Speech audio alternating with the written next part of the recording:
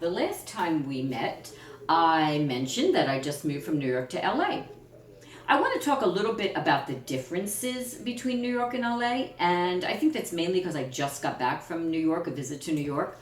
And I want to talk a little bit about what I like about New York, LA, and what I find strange or I'm not really getting yet, and also what I like and what I don't like about New York. Okay, first of all, something that people talk about here a lot is personal space, not invading their personal space. Okay, that to me as a New Yorker is we don't have personal space. You walk out your door, and that's the end of your personal space. Actually, you walk out your apartment door into your hallway, and that's the end of your personal space. So, that being said, brings us into why do people from LA talk about this personal space? Because they go to work in their cars. In New York, we go to work on mass transit, whether it be the subway, whether it be the bus, whether it be commuter buses coming in from Staten Island or New Jersey, whether it be commuter rails. We're, in there close together with each other. That being said, what I miss is terribly about riding the subway is the time to read my Kindle. That for me was always my downtime, my 30 minutes in the morning, 30 minutes in the evening, my reading, my not thinking about anything, sort of zoning out, and I miss that. That's something they don't have here. I find that all of this being in a car for some of them commute for an hour in the morning and an hour at night. It's just a huge waste of time. A huge waste of time. That being said, we schlep everything in New York. We're always with our bags, schlepping everything on the train, down the street. Our arms are, laden.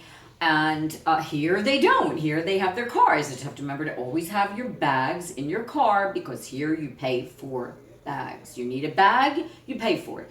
And you're always like, oh my God. In the beginning, I was like, do you have a bag? And I would be like, oh my God, no, I don't have a bag. It's like, so now I keep bags in my handbag, keep bags in my carry-all, always have a bag. Bags are in the car, always have bags. Yes, I have my bag. Okay, that is one difference. Another difference is heat. It's beautiful weather here. 90% of the time it is beautiful. The sun is always shining. But in winter, you can run the gamut from 60 degrees to 85 degrees. Nights are chilly. This is the desert. And when it's 60-ish during the day, 65, 68, nights can go down into the 40s. But people here don't seem to use heat when it's in the 40s. And nothing is insulated. Windows are not airtight.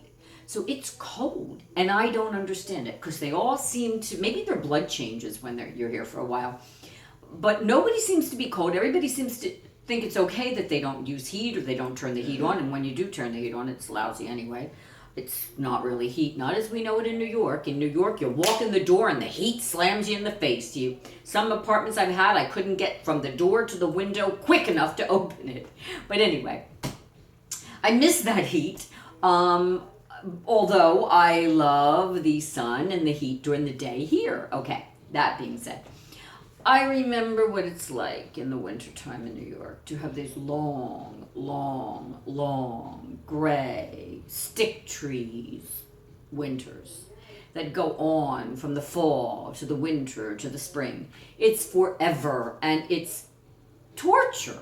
Unless you really like that, but really, do you like looking at stick trees? I always say that to people that say they like winter. Anyway, that being said, that's a major difference. It's just happier here. You're happier in general. You're, palm trees, mountains, and blue skies. And warm. What's not to be happy? Okay. One other quick thing that I've noticed is people seem to get up generally earlier here. People have meet for breakfast here. I don't really hear too many people meeting for breakfast. And breakfast here can be early. I can remember several years ago a rep coming into town and wanting to set up breakfast in our office at like 8:30, 9 o'clock in the morning. And the person, the manager who arranged that said, oh, that's going to be too early. There won't be anybody here at that time.